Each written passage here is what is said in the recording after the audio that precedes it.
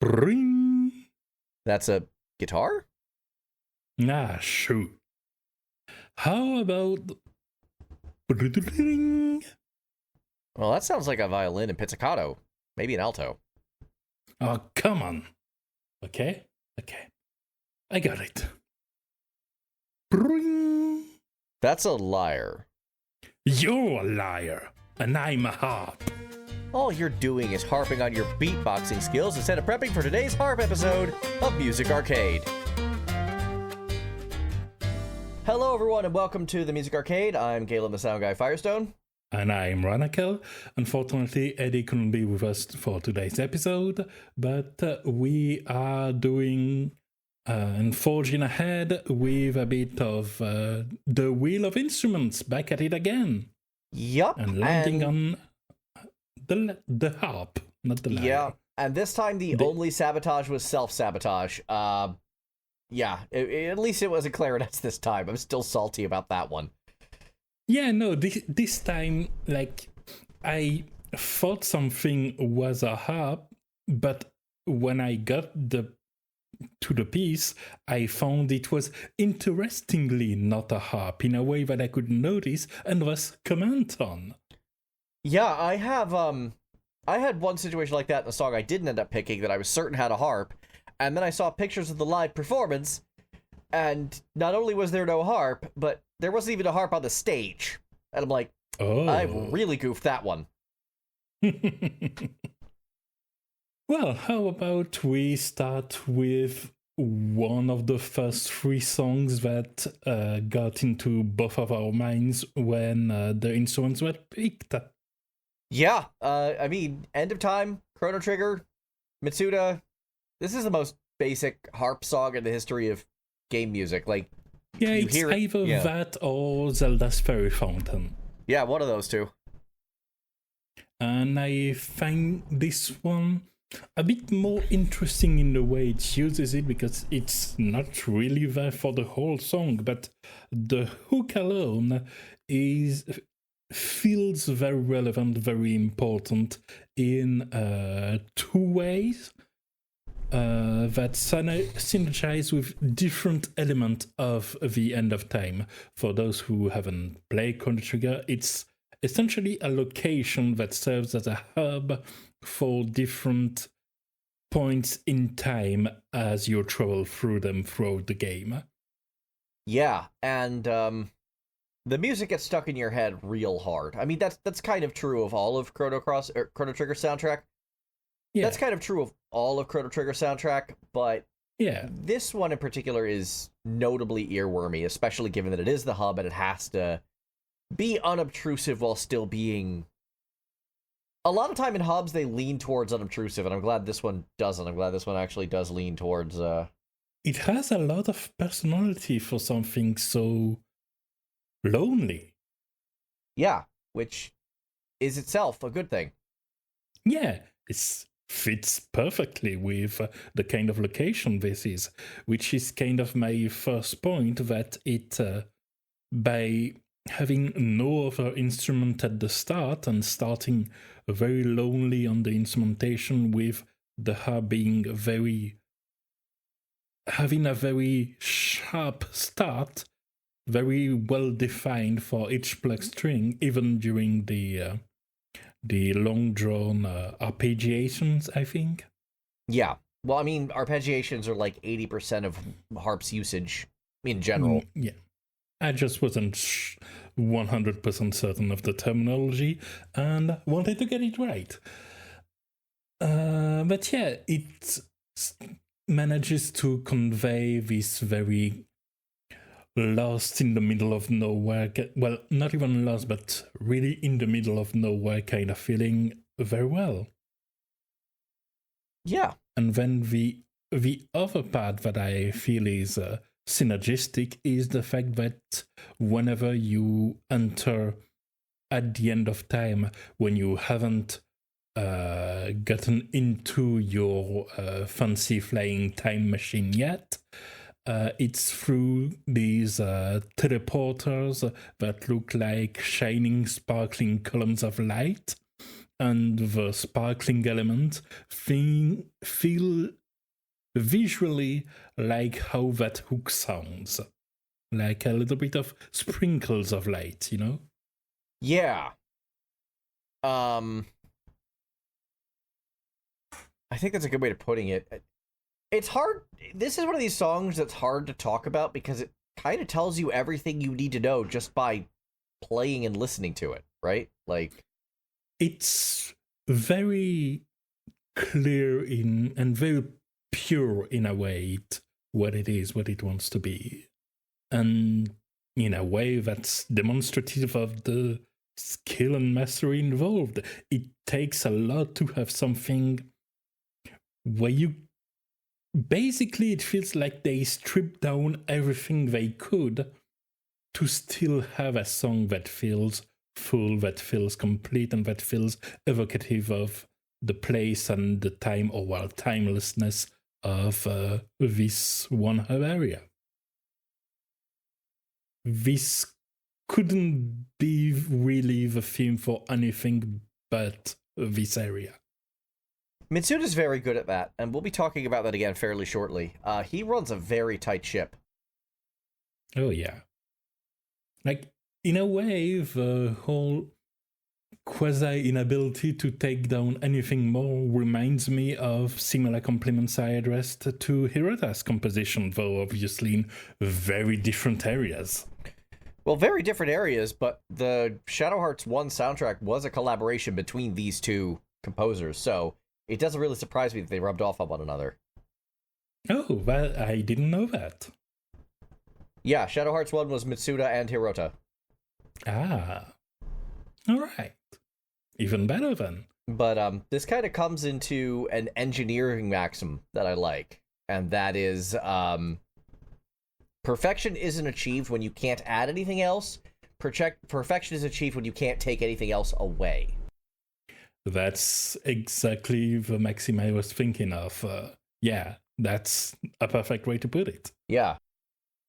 Also, the engineering aspect ties to the fact that I remember back in my modded Minecraft playing days when one of the big trends were mod packs based on single blocks or tiny islands in the middle of a complete void. Oh yeah, I played Sky Factory. Yep. Yeah, I played Agrarian Skies was the one that really got me started. And I remember after I got my bearings, one of the things I wanted to do, I never got around to it, was to use redstone and jukebox to figure out if I could make a contraption that could play at the very least the hook for this exact track, because it's an island floating in the void. Again, that's the sound of an island floating in the void. Given that someone actually managed to make a hard drive in Minecraft, I'm sure you could have figured it out eventually. Oh, absolutely. I just got lazy, as I do in every one of my Minecraft playthrough. I completely believe that. Mine ended when Dez destroyed my world with a wither. Well, that's certainly more spectacular. Yeah, he was playing around with random blocks, and I warned him some bad things would happen, and bad things happened.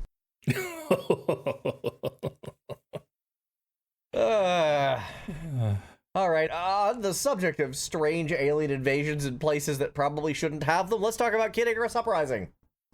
Yeah, that's a better transition than one I could have made, honestly. I saw the opportunity, I had to take it. Oh yeah, no, definitely. But while the track I've chosen to talk about this game is The Return of Palutena, which is the first level's track, which has harps right from the start. Oh yeah, there's a big old sweep right at the beginning. Yeah, and it stays throughout the entire game pretty much, especially in the aerial parts and throughout the different chapters, because it makes perfect sense. Pete is an angel. half the levels are about flying guided by divine light. It's just got this holy feeling all throughout. And unless they really are going to establish a very specific atmosphere, there's going to be harp. Basically, the lack of a harp is more notable than its presence in this game, so prevalent and so much of a perfect fit it is. I mean, yes, I would fully agree, but here's my slight-ish counterpoint, and that actually will lead into our next song when we get there. One of the many composers on this album is Motoi Sakuraba, our who composed this track specifically. He did? He did. I totally believe that, because one of the things he likes doing is when he leans more classical, he will actually use harp as harmony a lot. Oh, yeah. So this is actually something he does, and so that's very on brand for him. Yeah, and it's funny because essentially if you want to set up kind of a religious, mystical, divine atmosphere, you essentially have the road that branches in two directions. You want something light, you go harp. You want something heavy, you go pipe organ. This one is very aerial in nature, so they went hard towards the harp direction. I guess that makes sense. I feel like that's kind of almost language that I don't want to say I don't love, but it feels too easy. And I would love to see some more experimentation in this regard. It is very simplistic, of course. Yeah. And I'm glad they don't just use the harp to go, look at it, it's like the cellos plucking the string. They do things right from the start, because this Return of Palutena is part of 3 movements that are timed to the auto-scroller flying level you go through. And there's a transition where you start above the clouds, and then you end up diving hard through them, and during that dive, you get these plucked strings along with violins and other strings, all going for falling sounds, essentially, to guide and accompany musically the movements that happens, almost like slightly caricatured sound effects more than music in parts, because they can time these elements to the auto-scroller. Which is why I have incredibly high hopes for the new Kirby Air Ride. I mean, honestly, like, I would love a new Kirby game that's fun, but that's going to start me ranting about Nintendo again, and that is beyond the scope of this episode. Absolutely.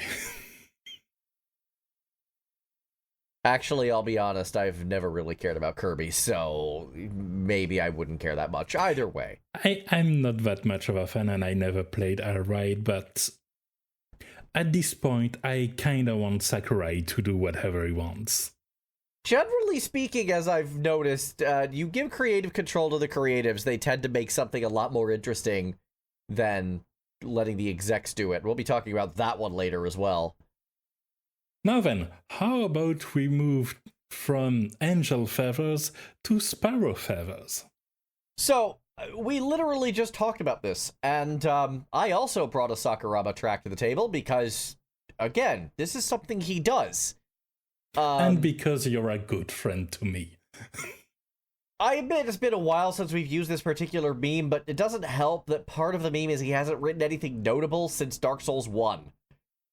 I mean, that's your part of the meme. I actually really like a lot of his work. So do I. I wouldn't keep bringing him up if I didn't, but exactly. I also don't like a lot of his work, which is kind of rare for... But when he's good, he's really good. And while this particular album is a collaboration with Goshina, this song, there's some Shina-isms in here, but it definitely feels like it's mostly Sakuraba. in no small part because of a whole lot of harp going on in the harmony of this one. Oh yeah, like they really go hard. It's probably the one where they're the most present in all of the tracks we've picked. Other than obviously Chrono Trigger, yeah. But that was our proof of concept. No, I would say even that, like, it's... They use them more sparingly even in the End of Time. Sure. Than this one, where essentially they used kind of like everything they could have used a harp for, they used a harp for. I mean, we just got done talking about this. It's Sakuraba. Remember that whole engineer's maxim? Sakuraba does not believe in taking stuff away. And we all know this. Yeah, exactly. He's more of a... Here is a nice blank canvas. Now let me turn it into a scrapbook of everything I like. Yes, and sometimes that works and sometimes it doesn't. This is definitely one of those cases where it works. I like this song quite a bit. Oh yeah, the level of levity is incredible. Yeah, wouldn't it be funny if this was a theme song for an assassin? That would be pretty funny. Wouldn't it just? Wouldn't it just? And it's like, when I first came into this episode, I first thought about going for a track from Valkyrie Profile 2 that Sakuraba did that I also really like, and that one is like harp plus melodic percussion instruments, like marimba is a big one in that one, and then I realized, wait, we had that for the xylophone episode, and I used that. Darn. He also did a similar song for a town in Tales of the Abyss, but this one in particular... I was doing my usual, like, run through my playlist, which I desperately need to update. I haven't updated that playlist in, like, a year and a half now. I've gotten down the Spotify train, and that's made things difficult. I get it. Yep. But I actually ran into a completely different track off of the same album, but I'm like, if there's going to be harp anywhere, it's going to be in here. And I ran across this one, and it was, like, instantly, like, I should talk about this because it is extremely present, but it's also great use of harp as a harmony. Yeah. It doesn't carry the melody line basically at all, but it is impossible to miss. And I really enjoy that. I think it's a really cool harmonic instrument. I think it doesn't... I don't say it doesn't get used that much, but usually it's either following the wind. It doesn't get used like that much. Yeah, it happens occasionally, and we'll be talking about another song later where it also occurs. But I really like that usage. I think that's neat. Like, it's like there's several usage at the same time, and most of them are a bit weird. The most conventional one is between the different movements, where it serves as kind of a hinge between two bars. That's normal. The rest, it's a little more attention-grabbing. Yeah. And, I don't know. Like, as I've said, I do dunk on Sakuraba quite a bit, and I stand by doing so. But when he's good, he's really good. We'd ignore him if there wasn't some good things to talk about every now and then. Yeah. Yeah. And Zestiria was one of his better recent... Well, I say recent. It's like 10 years old now. I feel that. Yeah. This is definitely one of his better recent efforts. It's hard for me to really say... Again, this is one of these where it's like hard for me to say much more about it. It's bright, it's shiny, there's harp everywhere. It's a really good usage of this instrument, but what can I say about the song itself? It's late enough that I first considered that this was probably like a happy-go-lucky tone theme where there's a festival going on instead of what it's actually for. Yeah, it's the theme song. I did suspect it wasn't that after a few movements made it too structured to be an ambient town sound, but still, this impression that for a reason. Yeah, it's a theme song for a troop of assassins, including a player character who happened to present as very friendly traders. They're not. They shank people for a living. Zestiria, give you this dagger. You give me. Yeah, pretty much. On the subject of sounding very on brand, this next song very much sounds like an Agematsu, so walk me through some Chaos Rings. I will happily walk through some chaos swings. For the structure of the game, one of the more notable things is that given that they released as relatively early phone games, iPhone games specifically for at least the first 3, which is 1, Omega, and 2, and not 1, 2, and 3, because, of course, you have not a lot of different areas, but they're reused a lot to save on assets and make them all fit in a phone from over 10 years ago. So the dungeon areas you explore multiple times in the first game over different, essentially, timelines when you play different pairs of protagonists, and for 2 over a branching story depending on things like what party members you sacrifice, which you have to do throughout the game, because very unsubtly the protagonist is named Darwin. Yikes. Also, one of the party members is an annoying rich snooty kid, and if you pick him first, this is an immediate bad end. Because we cannot have nice things. It's an interesting game that they put on a phone over 10 years ago. And what's interesting is that the areas are vastly different. Except the main hub, which is kind of a giant spaceship. But one of the 4 dungeons in Chaos Rings 1 was this ruined modern city, even though everything else was very fantasy themed. This is just a ruined modern city, which helps set up some ideas about the weird time shenanigans that are in fact happening throughout the game. And for Chaos Wings 2, they have a visually completely different area, but very majestic, like these red mesas going over vast horizons frozen in time. And there's this music that's a remix of the Ruined Cities theme, slowed down and with an orchestral set of instruments instead of electronic sounds and kind of garbled lyrics that the original had. Oh, so that other one's the original, because you posted both, and I thought that one was the remix. I'm like, that was this song by way of Persona. And it probably happened later within the a fixed timeline, but this one is a look back from a different point. And it helps kind of reward the players that played both of these games, because you absolutely don't need to play 1 to understand the story of 2. Although if you do understand it, congratulations, because it's a niche JRPG on phone by Square Enix. They're having fun and sometimes not really connecting all of the strings they need to do. I mean, that's Square in a nutshell. If they're not forced to explain something, they're just not going to. That's been Square's storytelling since the Super Nintendo days. That's not even remotely new for them. Exactly.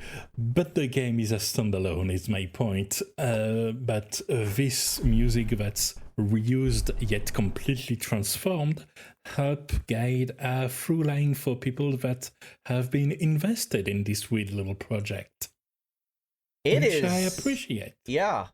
It's very... I mean, this is one of those games that I would totally play at some point and kind of wish... I mean, no one will ever spend money to do it, but if this got a remaster or a Steam release, it'd be awesome.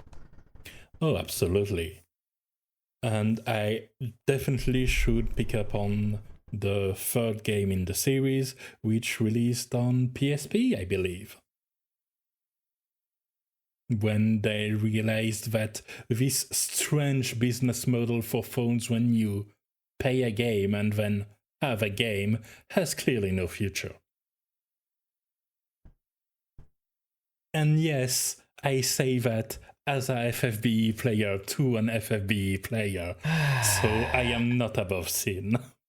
No. But at least I paid for the free curse rings.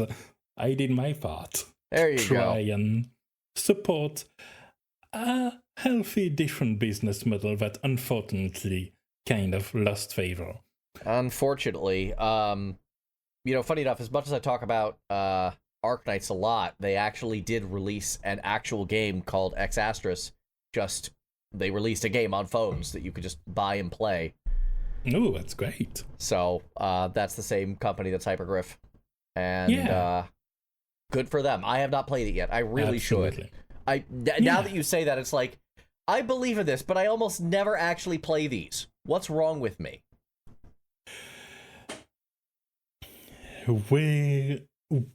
People work in weird ways indeed. Yep. But to focus back on the music and its use of the harp, it doesn't really start with it that strong, but it helps kind of guide the atmosphere to a reflection of sort over what's happening. Like, it starts with kind of this music that's turned and it sounds epic and very monumental, but then it takes kind of the tone of a tale about this kind of point of view, this kind of situation, and this kind of look back. Mm-hmm. Almost as if it's in dialogue between what's happening now and what's happening within a broader context. And I appreciate the kind of dreamlike aspect of it. Like, there's a reason why when in a movie, TV show or something, somebody has a flashback, the cliche is to have a harp playing during the transition as the screen fades out from the present to the past. And I think that's kind of what they are invoking there. That's an interesting take. I kind of like that. I didn't get that from listening to it kind of sight unseen. The harp passes were there, but they didn't seem prominent enough to be symbolic of something that significant, I thought. But then again, yeah, it's more present during one of the phases, but it's not really what ties the track together. Yeah. No, I did say that this happened during an area of arid mesas, and another game that has a lot of arid, dry badlands is Final Fantasy XII. So it's hard for me to talk about, like, big orchestral, throw everything at the wall music without talking about Hitoshi Sakimoto. Because this guy is easily the most John Williams-inspired composer out of any of Square's regulars. Very much so. So it's kind of hard to talk about big, sweeping orchestral music coming out of Square Enix without talking about Hitoshi Sakimoto, who is easily the most John Williams-inspired composer that Square Enix worked with. John Williams is also not really known for harp, so I will admit a lot of this started. I mentioned earlier that I was looking for a song where a harp wasn't even on the stage, and I'm like, something in Distant Worlds has got to have a harp, right? So I start going through the entire Distant Worlds playlist, except for songs that don't have harp that I know for a fact don't have harp.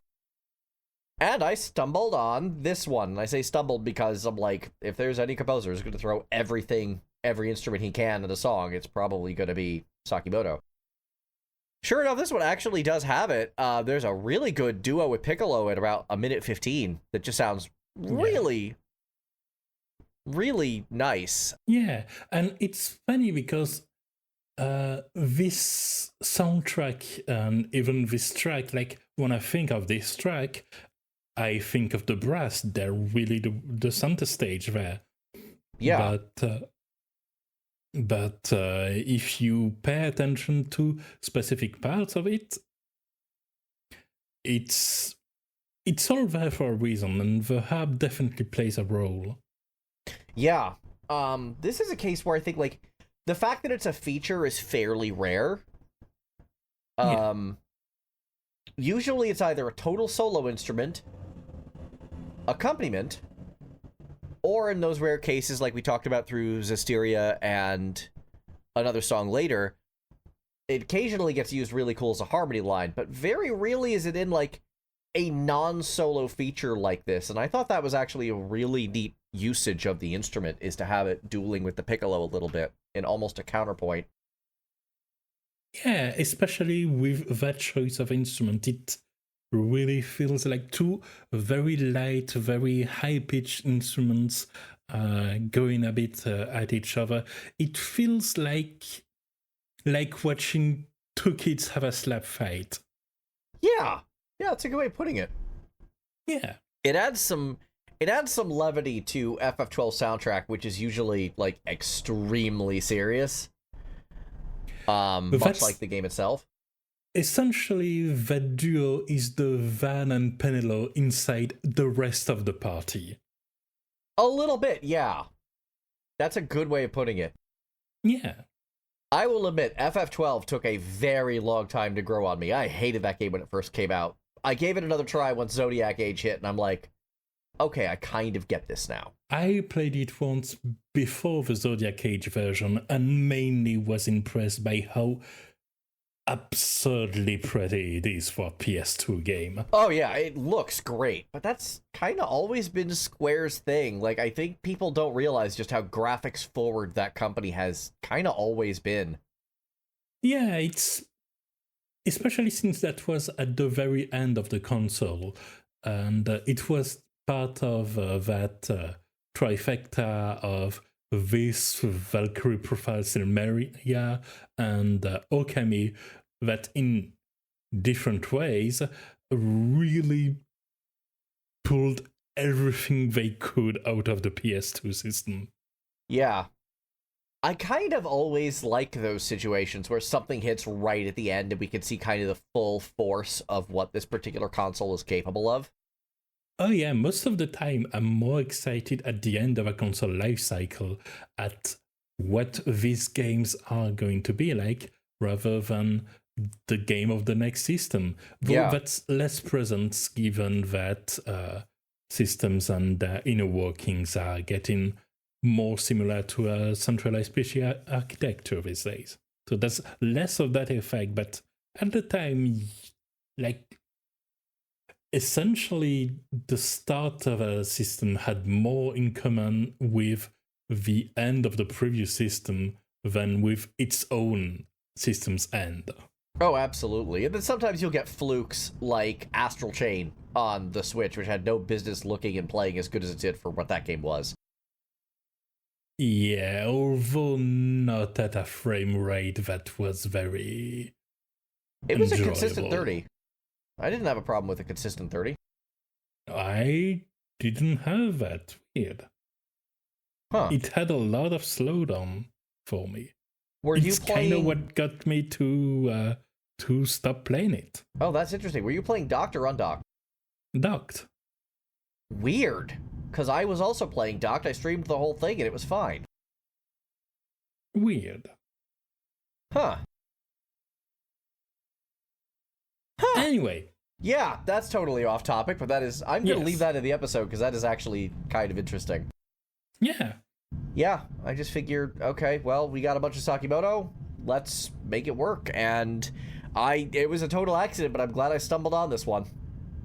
Yeah, it's interesting to have this role of adding texture during the quiet part as well. Yeah. So I think that's a neat trick, and I'm a fan of it. Exactly. I guess that speaks to the harp's ability to kind of be able to express itself during the quiet part of a song while keeping that the quiet part of the song. It lets these quiet part feel less flat without taking away from the kind of differences of intensity you'd want to do for your song space. It's a useful tool in this way, and used very well here. Well, we talked about one half of the MMO giants. Let's talk about the other one. How about some Warcraft, minus the world this time? Warcraft 2 specifically. Kinda without the world. We'll come back to that. But when I first heard that song was indeed in Warcraft 2 itself, proudly installed and freshly played after being assured during a menu long gone in distant memories that my sound card works perfectly. And that's a very solid way to start in a level because of that hook, which I think bring a lot to kind of the storyline of the song, so to speak. Because when you look at the menus, it's a lot of things besides the cutscene that are told through narrated books with illustrations that chronicle a conflict, and then you are thrown in, but there's this entrance at the start of the song with the harp that has this use that I mentioned just before of kind of the flashbacks. It's like we are entering the story. Here's some harp, now let loose the drums and the brass. To the point that during the more warlike parts of the song, there's no harp at all. It's just there for the hook and kind of the quiet part. Yeah, that's what got me about this one, is it started without the harp, and I actually wrote in my notes, cute March song, not sure where the harp is. And then every time I think I hear it and try to isolate it, it disappears, because I think I was mentally, like, searching for something that wasn't there, until it actually showed up, and I'm like, oh, okay, I see what's happening here now. Yeah, exactly, because this is a song that kind of understands when to use it and when to not use it. And it's tempting to have all these instruments and kind of to take the counterpoint of the part of Neath Dark Waters that annoyed you. You want to avoid this situation where there's one player in the orchestra that sleeps for 90% of the song and then just wake up to play 4 notes. But in this situation, it feels very much like there's the conflict and then there's the other aspect that kind of show up as a guest or secondary, and then return to the song itself. Essentially, there's a warlike element, and then they take another aspect. There's the harp. Now it's gone again because it's back to the war song. It's kind of like 2 pieces in dialogue, almost like they're talking about the more militarized aspect of the alliance and the cultural aspect, what they're nominally at least trying to defend. It's hard for me to really comment on a lot of the particulars of this song. Mostly because I think today was the first time I ever heard it. Uh-huh. And the one thing that caught me about this, weirdly enough, we just got done talking about Sakimoto. This song actually reminds me in no small part of the Breath of Fire 1 soundtrack, which was composed in part by Hitoshi Sakimoto. Interesting. So, I kind of At found the very least, the epoch, the era is very similar. Yeah, that would be mid-90s, yeah? Early mid-90s? Yeah, mid-1990s, yeah. Yeah. I think Warcraft 2 was like 94? Maybe 95? I think Breath of Fire 1 was like 93, so Like, yeah, definitely the same, like, vicinity. Exactly. It's good. It's... Oh, yeah, it's like the Warcraft 2 soundtrack is my favorite soundtrack Blizzard has ever made. I don't blame you. Like, normally I look at Blizzard soundtracks and I'm bored to tears, but this one actually, exactly. has some... It has a lot of personality. It has a lot of character. It's proud of itself. And that's interesting in hindsight, because it certainly wasn't intended to stand the test of time as a deliberate point, but that flashback-like hook I keep coming back to was all the more interesting when they reused the song inside of World of Warcraft, although the context in which it was used might slightly diminish the nostalgic aspect. It wasn't exactly an emotional hook. Do you know where they used that song? I'm going to be honest, Can you take a guess? Basically no memory of World of Warcraft soundtrack by playing that game for years. All right. Stratholme. Nice guess. Absolutely not. It was, in fact, the mini pet battle minigame. What? Yeah, they used the Warcraft 2 songs as the Pokemon minigame sound and the music that accompanies it. I think it even goes without the hook and just starts right at the louder drumming parts. Cool. Because we can't have anything good, and it's strange. Like, they made some landmark parts of video gaming in a broad sense, I believe. And if I was in that position and I'd look at that soundtrack and the rest of the soundtrack is on that level, that's not a particularly standout track within the Warcraft 2 soundtrack, and I'd be brimming with pride with that, and if not trying to emulate that, at least paying it homage in different kind of ways. And they have a lot of room to pay this kind of homage with the kind of living world they popularized and exemplified. But Pokemon battles are nice too, I suppose. I don't know, between this game and Like a Dragon Infinite Wealth and to a lesser extent Pal World, I'm starting to think that messing around with anything Pokemon related may just be a mistake.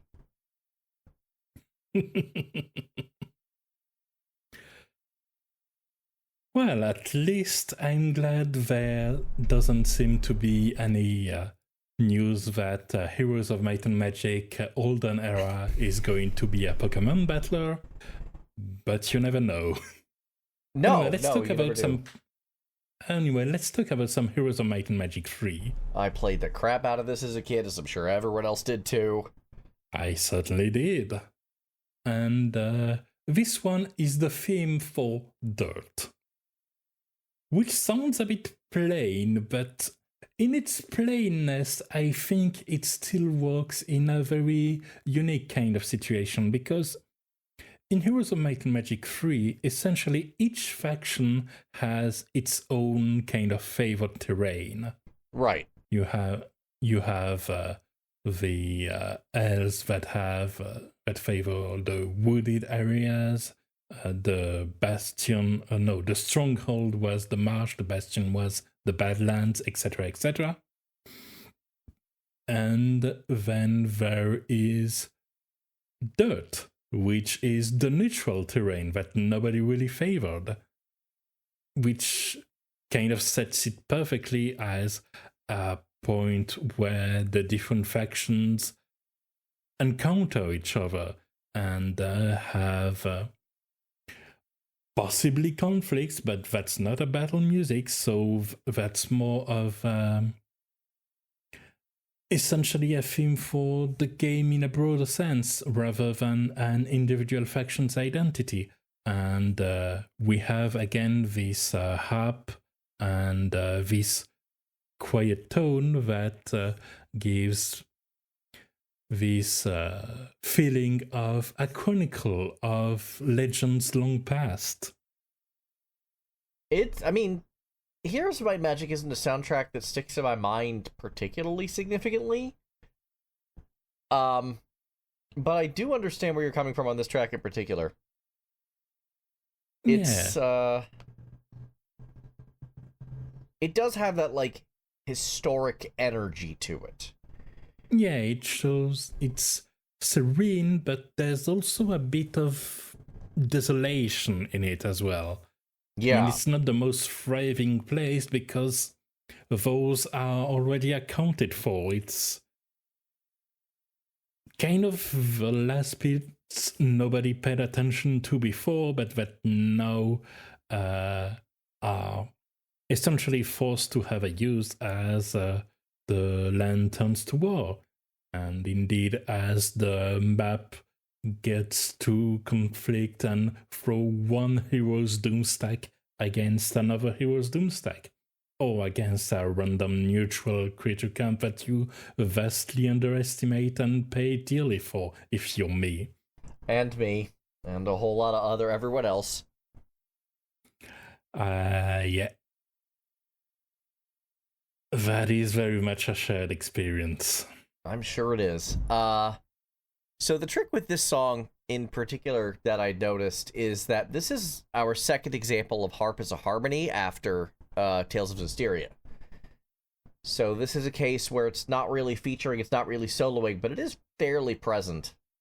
And again, It's a cool usage of the instrument. I think that may be my favorite of its uses. I think I like it better in this capacity, kind of running contrary as opposed to following along or just being a feature. I think that's a really neat usage, and I like it.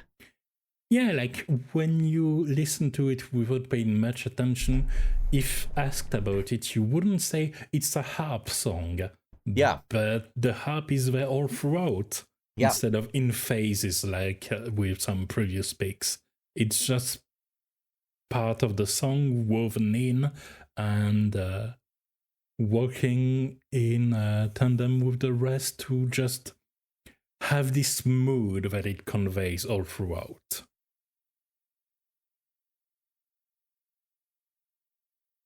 If I were to use a comparison for a more graphical style, it's like we've mentioned, especially on the Chrono Trigger track, how individual string plugs of the harp have a very distinct start that feel very definite and then kind of drift on, which is why they're arpeggiated so often, to have some kind of smoothen it a little bit. Mm-hmm. But the approach is still very, very clear cut.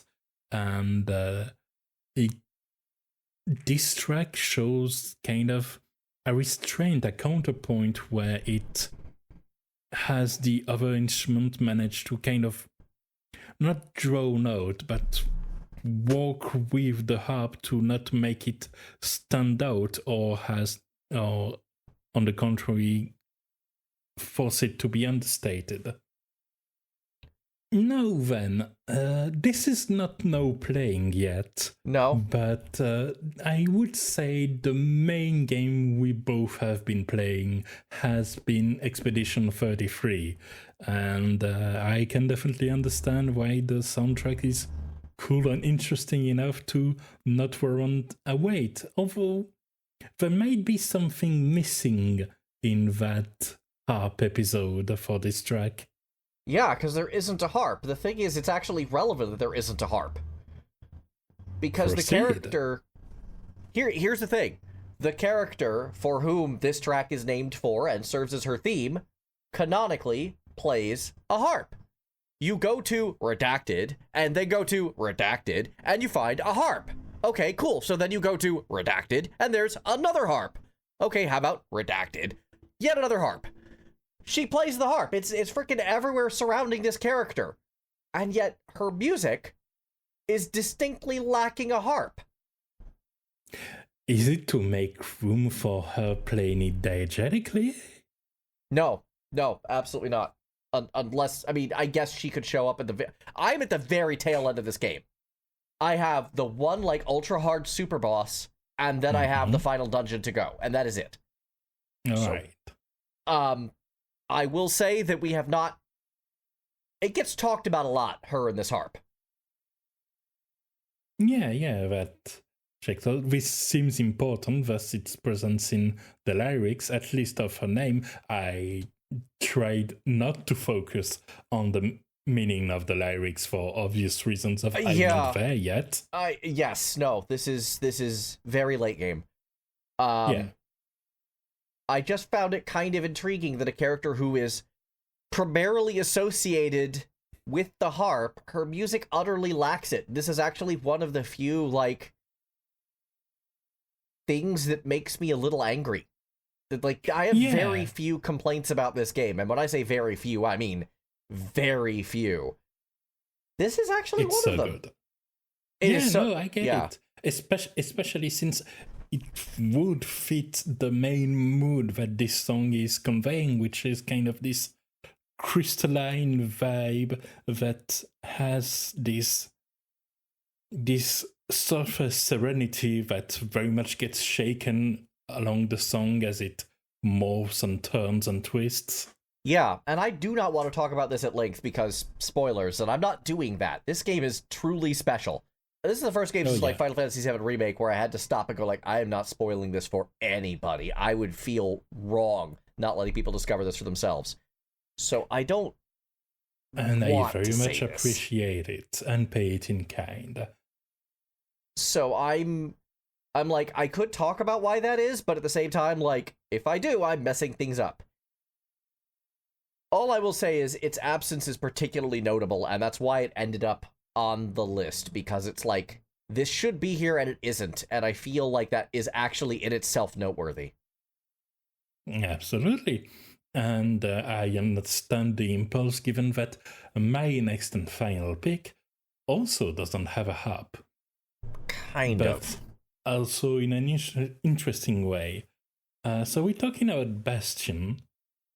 Yeah. And in particular about the track Bin the Breaker, which happens fairly early in the game.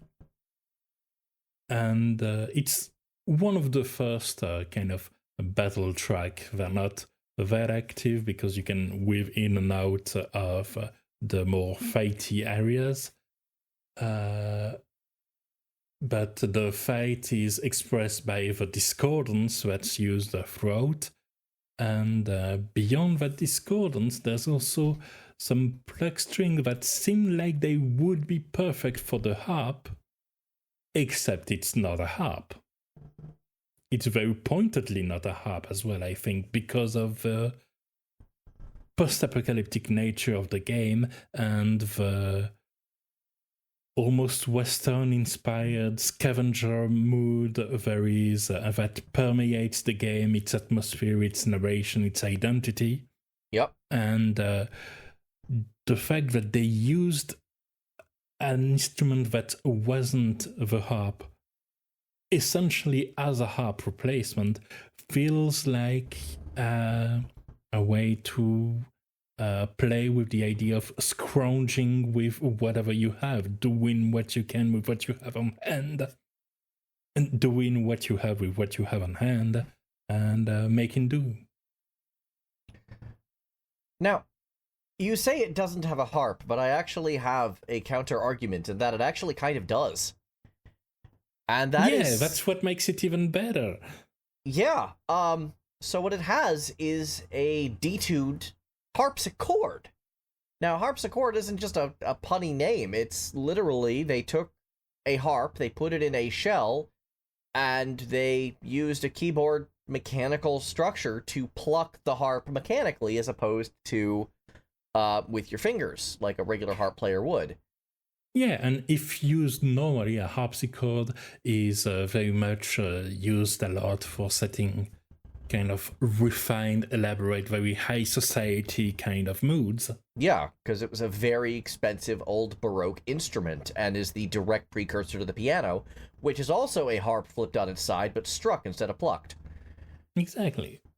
So the fact that it's detuned also helps with that whole decade nature. It's things have collapsed and you're still moving forward, but things are weird. The full terrain now is weird little squares of land that rise up from the void, and this helps as well. You create this ethereal vibe that makes Bastion to this day a very unique post-apocalyptic setting. It really is. Supergiant is good at painting unique pictures. I mean, and Darren Korb is a genius. I think we've covered that no shortage of times on this show. Indeed. And the fact that this is a track from the start as a studio to the point where they even had to have a distinct publisher instead of going at it themselves. It's honestly impressive how well put together everything was, not just as a game, but also as a defining part of Supergiant Games as a studio. Yep. Without this, they wouldn't be anybody, really. And what's funny is both of their next two games are not nearly as remembered because no one really thinks of Transistor or Pyre, and they don't really... I think of Transistor and Pyre. I know, but I mean, it doesn't have the same... I get what you mean. It doesn't have the same mainstream relevance as what I'm trying to say. Yeah. There's Bastion. Like, essentially... if you take the Supergiant Games tier, the top tier you have Hades, and Hades 2 is shaping to be there too, honestly. We'll see what public reaction is, but yeah, I can see that happening. Yeah. Then right under you have Bastion. Yep. A bit more old, but definitely on this high prestige. Then you have Transistor, which is a kind of more self-contained, it does its thing. Then you have Pyre, which is kind of the weird one, which I think is them trying a lot of things and figuring out how far they could stretch their leg. And I respect Pyre a lot as an experiment, even beyond itself as a game. And of course, then you have the bottom of the iceberg at this point, which is the Yuriko Omega campaign for Command & Conquer Red Alert 3 Uprising. Which was them before the foundation of Supergiant proper. What's funny is you keep bringing this up, and I keep remembering that you're bringing this up, and then I forget about it again, so I'm always surprised. I'm like, oh, right, that was them. And I'll keep bringing this up because it's such a fun factoid. It is such a fun, weird factoid. It is so different from anything else Supergiant has done for obvious reasons. Yeah, exactly. But I don't think they had a hand in the music of that, so... I think Bastion was the first time Darren Korb was involved, and that kind of helped make the whole elements get mixed together. Yeah. It really ties it all together, and it's very good. And in this case, maybe I'm reaching a bit much when I feel this harp that is used as a replacement part, but overall it still conveys this kind of desolate, dusty feeling to it through the way its instruments are used, and there's this weird kind of distortion that you hear that, you know it's distorted, but not in a way that makes you check if your audio setup is broken. And that's wonderful, I think. Flashback to last episode where that was an actual concern. Very much. And how appropriate is it that we end on a flashback? I guess that makes sense, doesn't it? I guess that does. Indeed. With you were pushing the harp equals flashback button a few times this episode, so yeah, that tracks. Okay, way to bring it all together. This was a cool exploration of the instrument. I know it was a little rushed on my end, and I apologize again for that, but I still feel like I was able to discover something about its usage in a composition and orchestration standpoint that I think kind of clicks. Yeah, honestly, we've had a lot of couple of stumpers on the wheel of instrument, but for the harp, it's an instrument that's not always on the forefront, but when you hear it, you know it's there. And one last thing that I've noticed during the research is that there were a few other tracks that I looked into, and one was a Fire Emblem Engage track, which I ultimately didn't pick because the talking points were feeling mostly redundant with some other musics. But what also happened again was the fact that the harp player was in another track, and more than a single other track, as it turns out. Turns out if you go to our good friend VGMDB and look for Tomoyuki Asakawa, that name sounds familiar. You'll find out that he is the harpist for Fire Emblem Engage, but also Stranger of Paradise, or Nioh 2, or Xenoblade, or Final Fantasy XII, or Stormblood, or Kid Icarus Uprising, or Dark Souls. Okay, so what I've learned from this is, one, Sakuraba really likes this guy, and two, that led to everyone else really liking this guy. Yeah, he's been working since 1997.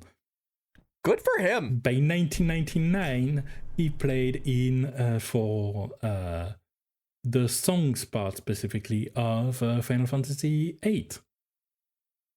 And he keeps getting work to this day.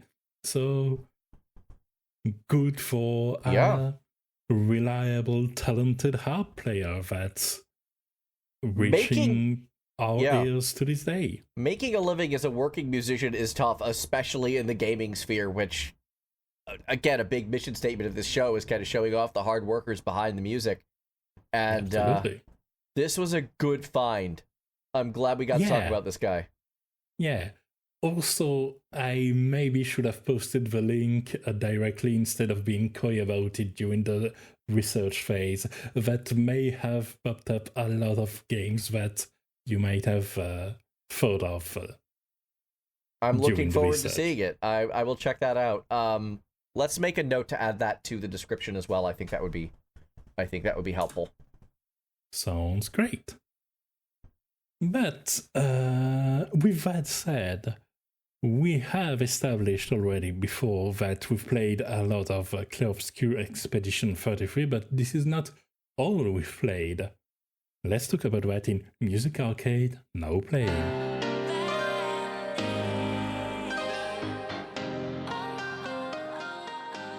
I'm going to be honest, it kind of is all I played for the most part.